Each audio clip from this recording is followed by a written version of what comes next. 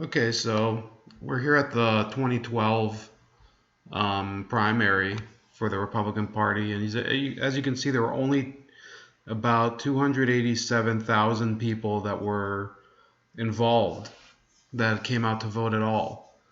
And that was with the nomination wrapped up anyway with Mitt Romney. And in 2008, I mean, you can see that the primary there was, hold on. Oh, geez, they don't even have it here.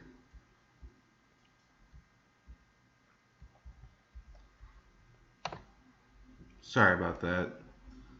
That one was not competitive at all either. It was sort of um, also John McCain showed up and he did get a fairly large amount of people to come out, but by then the primary had already been finished. So we do see consistently the Republican nomination process in Oregon is not very competitive at that point. It's usually in late May. In the Democratic race, however, in that year, Hillary Clinton also competed, and she lost by a fairly large margin there too. By I think it was actually more than she lost to Bernie Sanders. So to tell you the truth, that's one of those states where she is not going to have a walk in the park, and I'll explain why. This time more than ever, people are done. They don't want to hear any more of this crap about her being a progressive that gets things done, because they believed in 2008 somebody else was a progressive that gets things done, which was Mr. Barack Obama, Senator Barack Obama at the time, and he was and he hasn't delivered apparently on the promises that they were asking for, and instead they voted for Bernie Sanders this year, and that's really something that she's going to have a hard time getting backing for, especially now we have here, you'll see in the panel, Jill Stein of the Green Party and Gary Johnson of the Libertarian Party. those those two groups are going to have added appeal this year, not among the traditional Republican base that's going to show up, and it's usually sort of a Don Quixote scenario. They're not fooling anybody that usually that they're going to win the whole ballot for the electoral votes. They're usually coming out just as a protest vote essentially, but this time it might even be competitive. And what we're seeing is that the press is not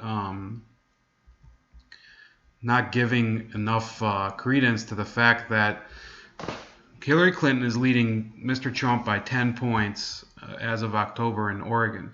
But if you want to be really honest about it, I think that at the end of the day, there's going to be less people voting for Hillary Clinton than they're going to vote for third party that then are being reported.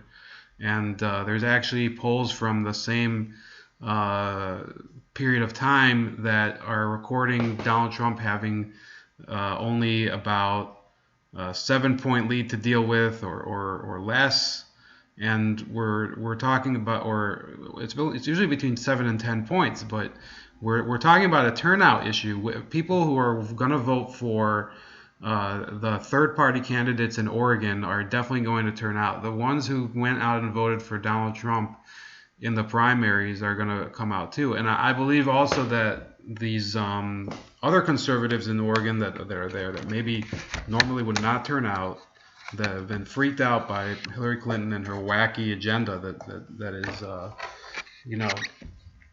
threatening the people of all political persuasions, talking about Russia as a potential a military adversary again, and issues like that. Oregon is a very progressive state. They're not going to want to go for that type of shit.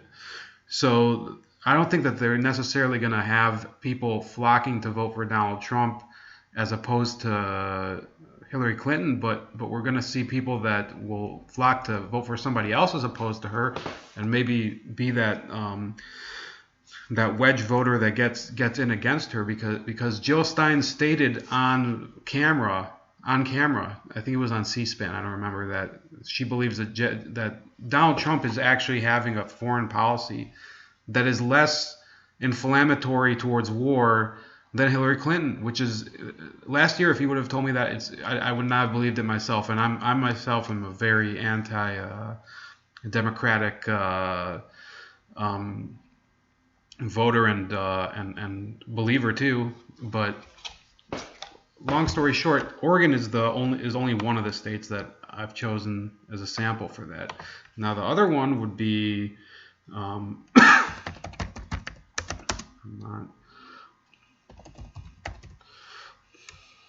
hold on. We'll be right